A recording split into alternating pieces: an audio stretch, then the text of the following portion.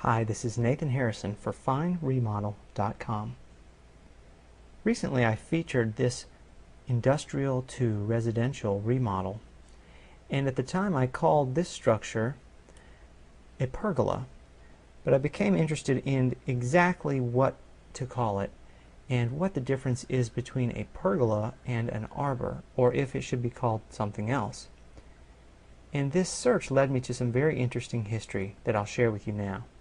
In seeking to distinguish between the term arbor and pergola, it became clear that there's a lot of confusion about those two terms. Now, words do evolve, but we should still try to approximate their meanings and use them accurately if we can.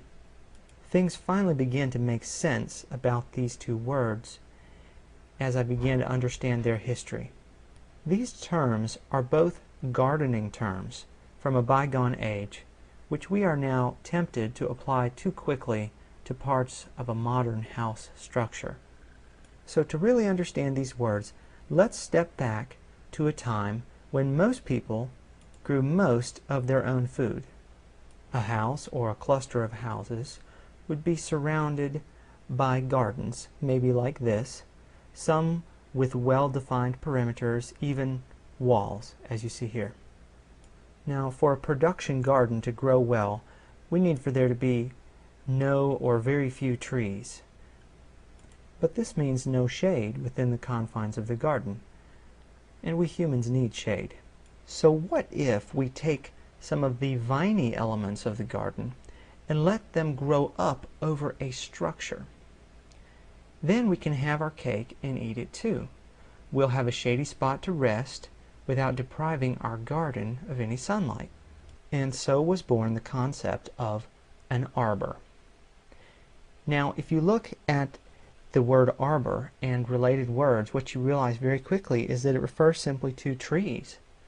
And I think that what this suggests is that the original shade in a garden was probably provided by some low fruit trees, probably on the north side, so that they wouldn't really be blocking sunlight to any of the productive vegetables. So an arbor provides shade. That's the most important thing. Obviously, it's only going to be providing shade in the summer months. This shot is in winter. You see the daffodils blooming there. So this would also be an arbor. The garden arbor is a simple, relatively small structure, and traditionally it's arched at the top. And this ties in with the fact that an arbor is non-structural. We'll tie that in just a moment. And also traditionally there's a sitting place in an arbor. So that's your basic definition of an arbor. But wait just a minute. We've got a place for a person to rest in the shade. But what about all the sunlight being wasted on the paths? After all, we need fairly wide paths in a traditional garden because we're going to be using carts to haul the produce in and out. Well, out. And so was born the concept of the pergola. It's a passageway with a roof of some kind of trellis work intended for vegetation. Now, unlike the arbor, the pergola is going to eventually have a large mass of vines growing on it because there's just so much more area.